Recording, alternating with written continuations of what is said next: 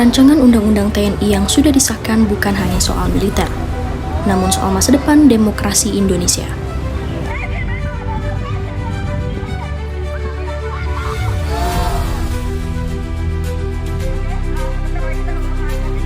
Pasal demi pasal membuka celah kembalinya dui fungsi ABRI, dari jabatan sipil, penindakan kejahatan non-militer, hingga ruang tanpa pengawasan publik.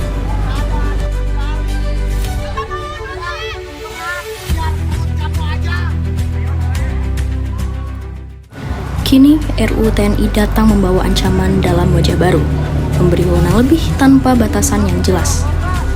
Ini ancaman bagi demokrasi Indonesia.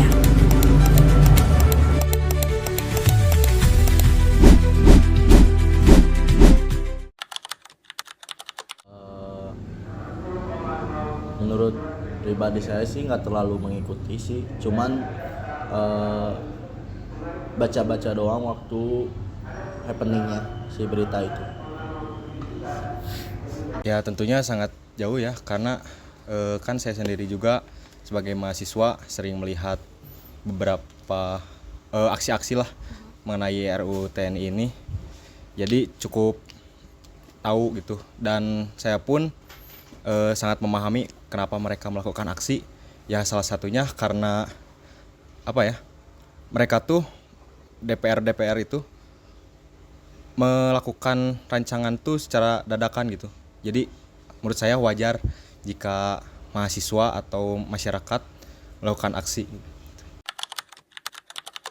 Menurut saya sih jadi anak-anak yang kuliah tentang pemerintahan, hukum dan lain-lain itu jadi sia-sia kalau misalkan TNI ini kan sekarang masuknya ke aparat sih ya.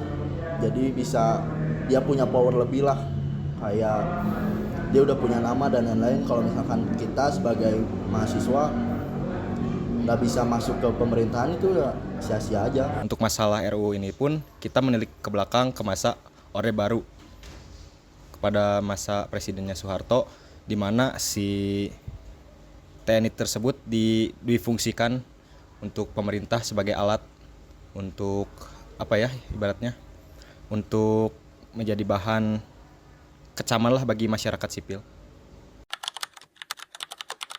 Sebetulnya tidak ada, karena karena yang pertama karena saya tidak setuju dengan rancangan undang-undang tersebut. Namun karena memang sudah disahkan, bagaimana tidak mengancamnya? Menurut saya dengan membangun dewan untuk mengawasi TNI yang masuk ke dalam pemerintahan, nah menurut saya harus ada dewan-dewan yang mengawasi si militer tersebut. Dewannya bagaimana dengan memasukkan TNI kembali, namun si TNI tersebut harus mengerti juga apa itu demokrasi agar tidak terjadi militerisme begitu. Ya harusnya sih kan di pengesahannya iniin nama DPR kan.